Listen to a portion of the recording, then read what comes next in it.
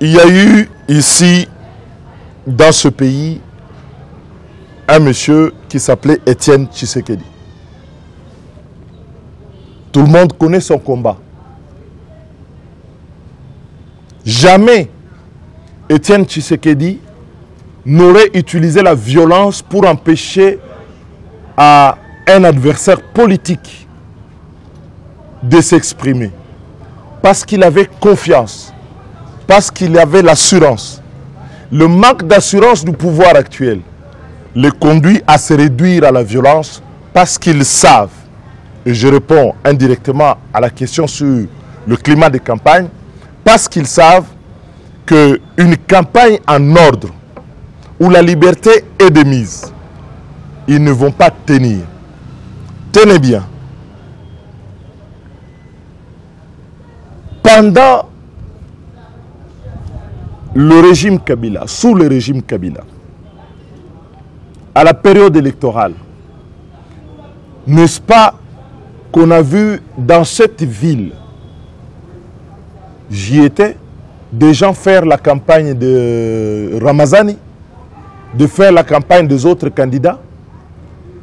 Et si je dis une régression, c'est parce qu'aujourd'hui, les gens veulent donner l'impression qu'on ne peut pas faire autre chose. Mais nous avons désormais des partisans. Nous avons désormais des partisans du changement. Pas nécessairement des partisans d'envol. Des partisans qui veulent le changement dans le pays.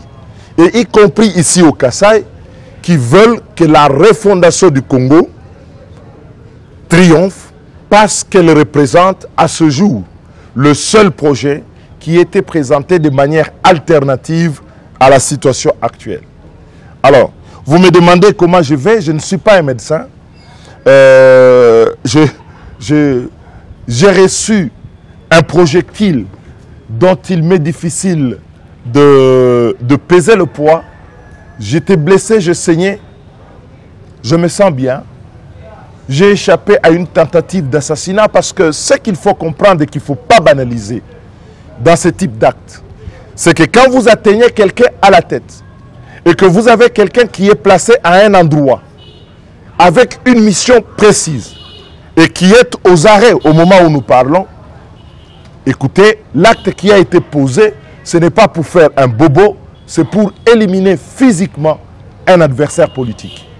Et quand un pouvoir se comporte de la sorte, il ne mérite que le dégoût.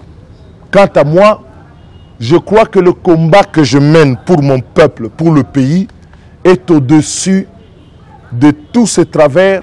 Pour moi, ce sont des épines qui ne peuvent pas nous empêcher de regarder la rose que nous poursuivons, parce que la rose que nous poursuivons a un nom, ça s'appelle la refondation du Congo. Donc je suis sur mes deux pieds et je vais continuer mon programme et mon séjour ici.